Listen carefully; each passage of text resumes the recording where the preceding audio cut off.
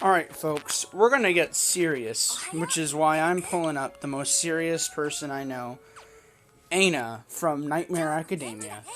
Um, and so, okay, here's what I want to discuss, right? And this isn't gonna be like a thing in which I'm like, oh, yeah, college is this, or this is this. No, no, no, no. I want to talk about, I want to talk about the Dark Pictures Anthology. Okay, so if you don't know what the Dark Pictures Anthology is, it's a okay. If you ever heard of Until Dawn, all right, it's like how about this? How about we just start at Memoria Freese, all right? So you know how Memoria Freese is, even though it's a gacha game and like a I guess RPG kind of thing, it's also a visual novel. And although although it's not multiple choice because there is a linear story here, and you can't it's not really meant, you're not really meant to influence or have a decision most of the time. But you remember, like in some of the earlier events, you had a decision, or like in some of the earlier interacts, you had decisions for what dialogue to say. So you know that format? So if you may or not know this, right? But there are games out there, especially games made by Telltale, who are like a developer, who was a developer, who was a team of developers, sorry, in which they develop story-rich games based around that whole choose your own path kind of thing. Or like, choices influence the outcome of your story, and there'd be multiple endings. And they did a lot of games like that, and it was super cool. But most of them were just like really chill. Like they did Minecraft Story Mode. Like I'm sure you've heard of them. They did The Walking Dead. I never watched it, but they did The Walking Dead, and everybody loved that. They did Tales of the Borderlands, which was, I think, my favorite thing they ever did. That was such a good series. They really did that really well. Tales of the Borderlands, and they did a few others, but I forget all of them. I forgot most of them. But yeah. So they went bankrupt. And so I guess somebody else kind of took up the plate. To like bring back the Telltale style of games, because Telltale games were very popular, and so although the people who came to, I guess, like bring it back probably weren't trying to bring it back and instead had something else in mind. That didn't matter. That doesn't matter. Like that's just how I envision it. Anyway, the point is that the people who came back to bring back like the story-rich, like choose your own adventure shit. And I forget the developer's name, but it was the people who made Until Dawn. Now, if you don't know what Until Dawn is, it's basically a choose your own, adventure, choose your own path game. And the whole premise of the game is the whole setting is like an 80s, 90s slasher, in which like a bunch of teens are like in a snow cabin on top of a mountain. At least, I think that's how. Yeah, I think that's how it is. And there's like a monster running amok, and so you know how teenagers be acting, in slashers. If you've seen a slasher before, if you don't know what a slasher is, it's a horror movie genre or type. I think. And so if you know how that works, you can imagine how it turned out, or how it turns out. And so everybody loved that game because they basically made a choose your own adventure story using a trope that's been used a billion times, but then somehow they made it even better because they riffed off a trope and they made it good.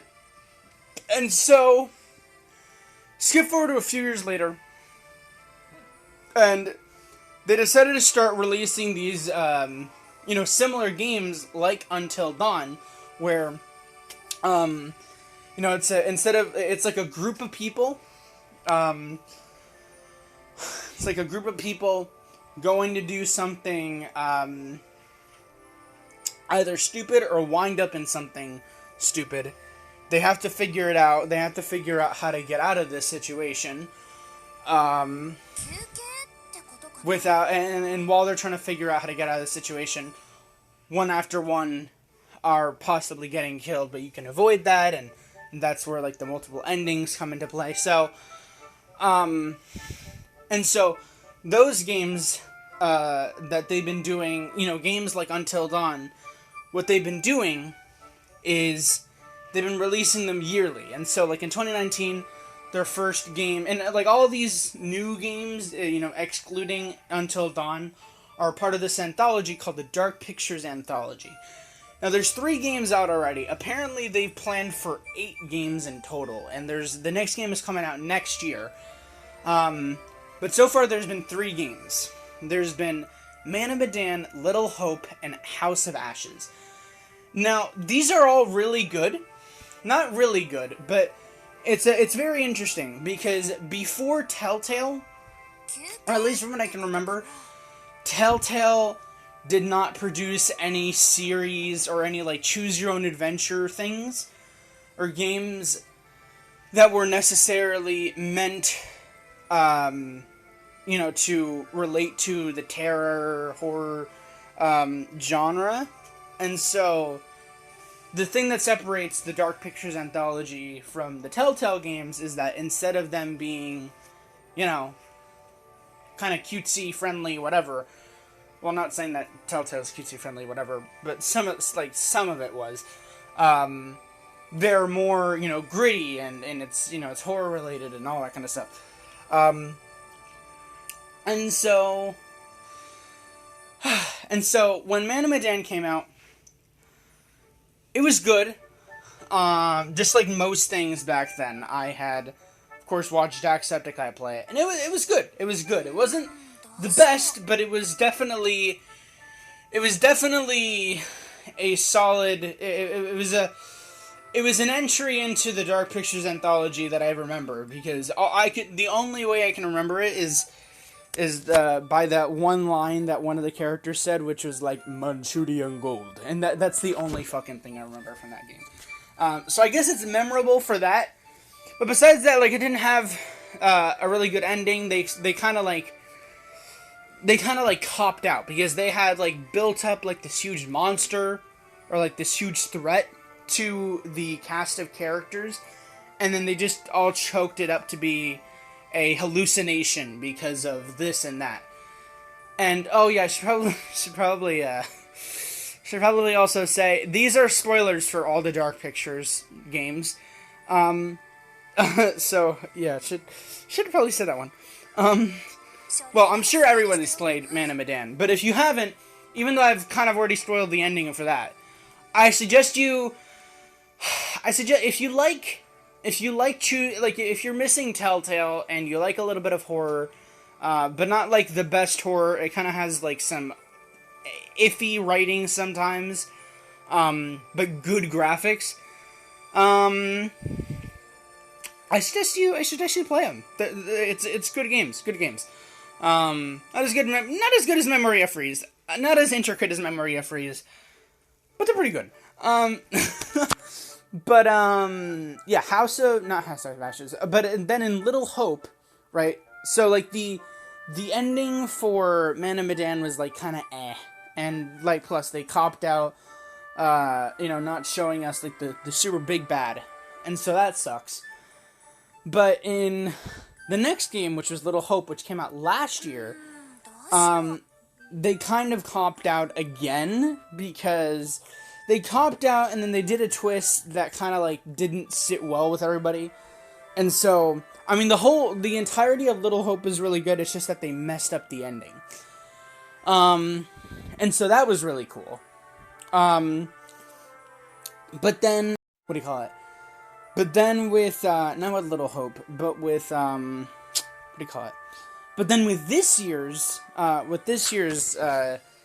game, they had House of Ashes, and people were kind of like, oh, are they gonna cop out, about putting monsters in? Because they also copped out in Little Hope, showing some, monster type action, but they instead, like, again, spoilers, but they choked it up to, like, hallucinations, kind of, like, PTSD of one of the characters. Kind of sucked. But this year, they delivered, alright? With House of Ashes. And, you know, some people say that, like, some characters are annoying, and while I agree with that, you know, I'd say it's a pretty solid one. I think House of Ashes concept could have been better, but I think it definitely has one of the better endings out of all of the Dark Pictures anthology games so far. Definitely has the better ending. And although the setting isn't my favorite, it is definitely, I am definitely interested because it takes place the year I was born, and so, like, that, I think that's, like, one of the small but, like, leading factors of why I enjoy House of Ashes a little bit more, because, you know, it takes place in the year I was born, even though it didn't, like, actually happen in real life. I mean, the setting, the political setting that it's set in, you know, happened in real life, but everything that happened in the game didn't, so, anyway, the thing with House of Ashes, though, it was really good. It's just, like, it's kind of weird, right? Because I want to enjoy the games, but, you know, like, I'm watching certain people play them, and they have their opinions on it, and that's great, and everybody has the right to their own opinion, but then I finished watching them play it, and then I come out of it thinking how they thought, which is like, oh yeah, some parts were okay, some parts weren't. And then I go and watch somebody else play it, and they're, like, loving it. And I'm like, man, I wish I watched your playthrough so I didn't have to feel like this game sucked. But it didn't. And so, honestly, personal opinion, House of Ashes is really good. What I'm kind of, like... Oh, yeah, sorry. So the reason why House of Ashes is really good, like I said, the concept was really good. They actually added monsters. They actually had monsters.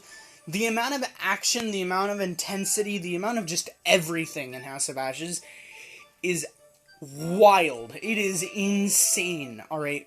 Like, it is such a good, like, movie. Like, it's such a good movie and game. You know, even though the writing is a bit iffy at times and all that, it's pretty solid.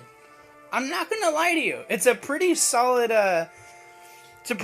entry into the Dark Pictures anthology. And although a lot of people don't like it, I personally do. And I really hope a lot of the people that I've seen play the game so far will eventually play the next game, even though I don't know, man. Because they screwed up twice, kind of. Unless you got, like, the most perfect ending for Man of Medan and Little Hope. They kind of screwed up the ending for both of them. And